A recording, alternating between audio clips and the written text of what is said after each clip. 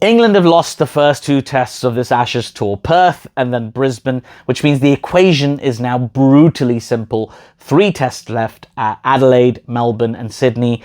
England have to win all 3 to take the Ashes back. Anything less, and Australia keep the urn. So can England actually come back and win it? Well, technically, yes, of course they can. It's cricket. Anybody can win. But realistically, it requires England to play close to perfect cricket for 3 straight tests in Australia, which is a bit like asking someone to juggle chainsaws whilst also filling out their tax return.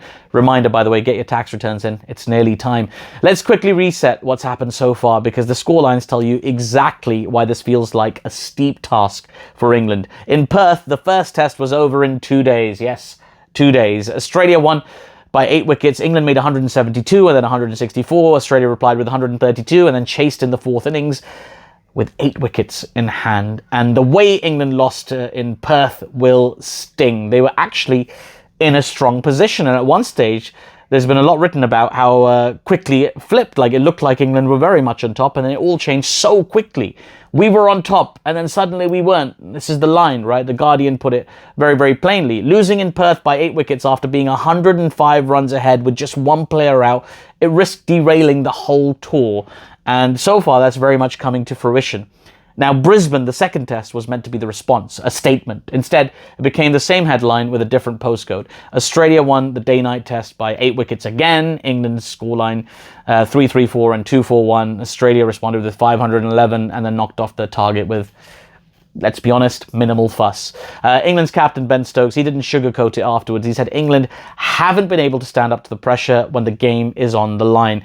And here's the key point for the rest of the series. And this is something for all England fans, certainly, to remember. England have not been totally outplayed in every single session. They've had patches, like moments, where they've been on top, but they haven't been able to capitalize. That's the pattern. They win a passage, then give it straight back with a loose cluster of wickets, a sloppy hour in the field, or a burst with a new ball that doesn't have any real bite. Stokes described it as getting the game back into some kind of control and then letting it slip away again. Couldn't have put it better myself. So what has to change for England to have any chance of turning 0-2 into 3-2? Well, first, England's batting has to get boring.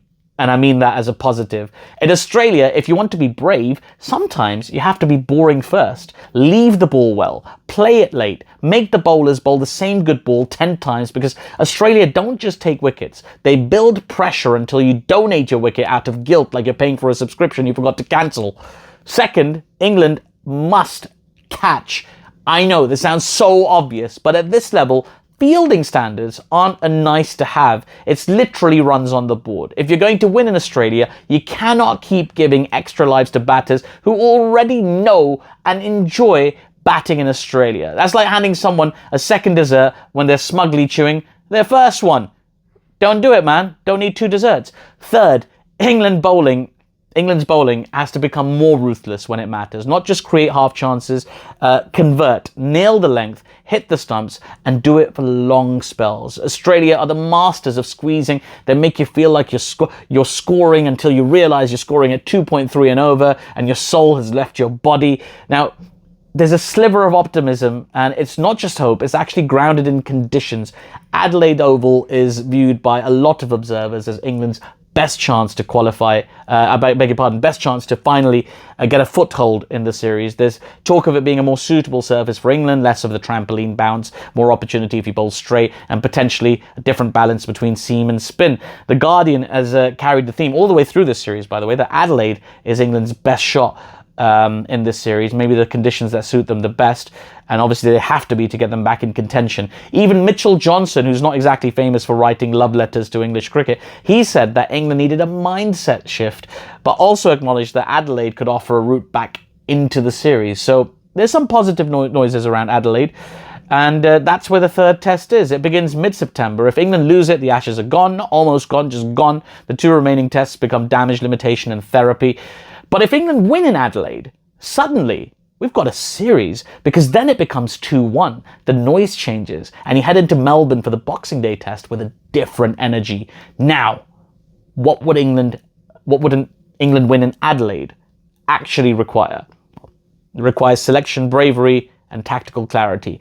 England have been heavily scrutinised for their approach. Some would say rightfully so, including training mixed amounts. Sometimes they're training too much, sometimes they're not training enough. The preparation is inconsistent, I think it's fair to say.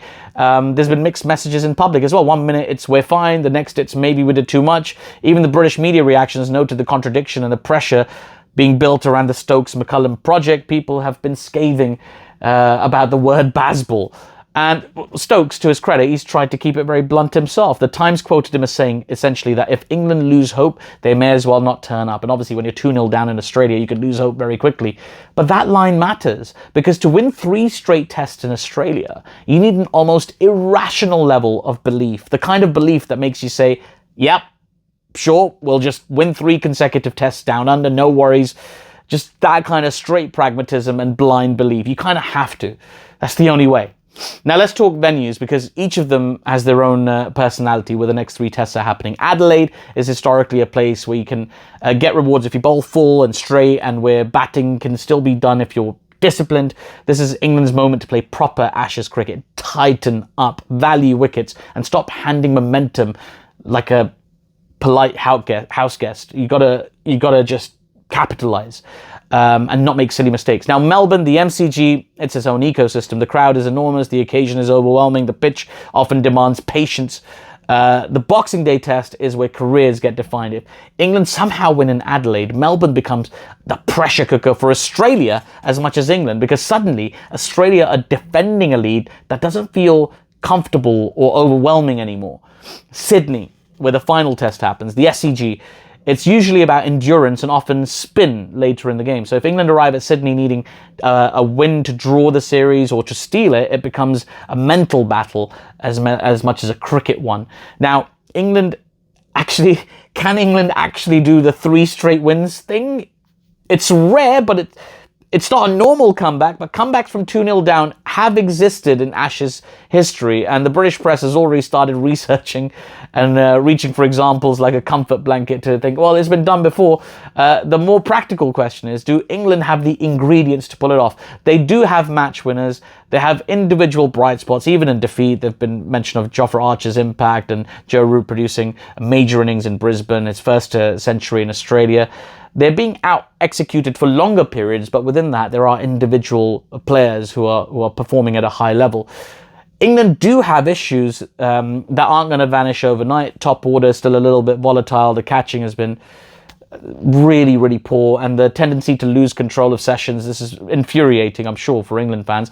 And in Australia, sessions are currency. Lose 2 sessions and you lose the match. So here's the honest verdict, right? England can come back and win the Ashes, but only if Adelaide becomes a hard reset. They need to win in Adelaide, they need to ride that momentum into Melbourne, and then somehow have enough physical and mental fuel left to win in Sydney. It's possible, it's just extremely difficult, but it is possible. The bigger danger for England is that they're 2-0 down. It's not that they're 2-0 down. It's that Australia look like they know exactly how to keep England there, apply pressure, wait for the loose passage, punish it immediately. That's the kind of opponent that kills comebacks before they're even born. So if you're asking, can England come back? The answer is yes, but it starts with a hard reset at Adelaide, and Australia just need to be below the level they've been at so far. If England win in Adelaide and suddenly the series breathes again, this would be very exciting for everybody watching. Certainly neutrals and England fans. Lose in Adelaide and the Ashes are decided before Christmas, and the final 2 tests become about pride, learning, making sure, blah, blah, blah, just uninteresting, frankly, right? And embarrassing, I'm sure, for England, the England team. The weird part is that this is exactly why we love the Ashes, because one test can flip everything. Like one session can flip everything. One partnership, one spell, one drop catch, one over that goes wrong. It all becomes mythology. Even when it's frustrating and incredibly annoying. England are 2-0 down. Yes, it looks grim. They've got 3 tests left to write something extraordinary. And if they do pull it off, you won't just be watching an Ashes comeback. You'll be watching one of the great sporting escapes of all time. Let me know in the comments below if you think England can pull this off, or what you think the final scoreline is going to be. If you enjoyed this video, thanks for watching all the way to the end. Please do give me a subscribe and a like, and check out some of my other videos. Look at the playlist, Cricket Explained. Really pleased with that. Cricket History Explained. So anyway, thanks for watching, and enjoy the rest of the Ashes.